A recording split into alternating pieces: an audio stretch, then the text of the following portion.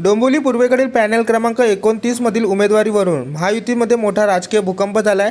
शिंदे गटाचे माजी नगरसेवक व माजी उपजिल्हा प्रमुख रवी पाटील यांनी तीव्र नाराजी व्यक्त करत महायुतीतील भाजपचे अधिकृत उमेदवार मंदार टावरे यांच्यावर गंभीर आरोप केले आहेत। त्यामुळे डोंबिवलीच्या राजकीय वर्तुळात खळबळ उडाली आहे। रवी पाटील हे पॅनल क्रमांक 29 मधून इच्छुक उमेदवार होते, मात्र महायुतीकडून त्यांना उमेदवारी अर्ज न मिळता 65 अनधिकृत इमारती प्रकरणात गुन्हा दाखल असलेल्या म्होरक्या मंदार टावरे यांना भाजपकडून उमेदवारी देण्यात आल्याचा आरोप करून त्यांनी उघड बंडखोरीचा पवित्रा घेतला आहे। विशेष म्हणजे या प्रकरणात मानपाडा पोलीस ठाण्यात नुकताच गुन्हा दाखल आहे, तरी अशा व्यक्तीला भाजपने उमेदवारी दिल्याचा आरोप रवी पाटील यांनी केलाय। या पार्श्वभूमीवर डोंबिवलीतील आयरे गावात कार्यकर्ता मेळावा घेत रवी पाटील यांनी आपल्या पॅनल क्रमांक 29 मधून स्वतःचे स्वतंत्र पॅनल तयार करून 4 अपक्ष उमेदवार उभे करणार असून स्वतःही अपक्ष म्हणून निवडणूक लढवणार असल्याची भूमिका स्पष्ट केली। असे अनेक वर्ष महायुतीसाठी प्रामाणिकपणे काम केलं, मात्र आता अशा लोकांना उमेदवारी दिली जात असल्याने अपक्ष लढल्याशिवाय पर्याय नाही अशी भावना त्यांनी व्यक्त केली। या संपूर्ण प्रकरणाची माहिती आपण खासदार श्रीकांत शिंदे तसेच उपमुख्यमंत्री एकनाथ शिंदे यांना भेटून दिल्याचेही त्यांनी सांगितले।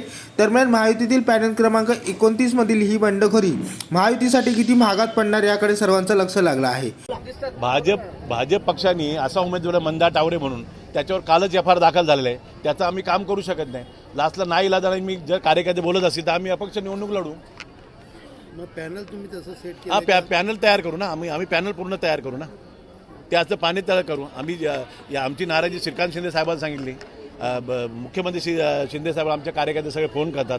काल रात्रीपासून इथं कार्यकर्ते बसलेले आहेत। जर नाही झालं तर मग आम्ही शेवटी पॅनल तयार करू, पूर्ण 4चा पॅनल उभा करू।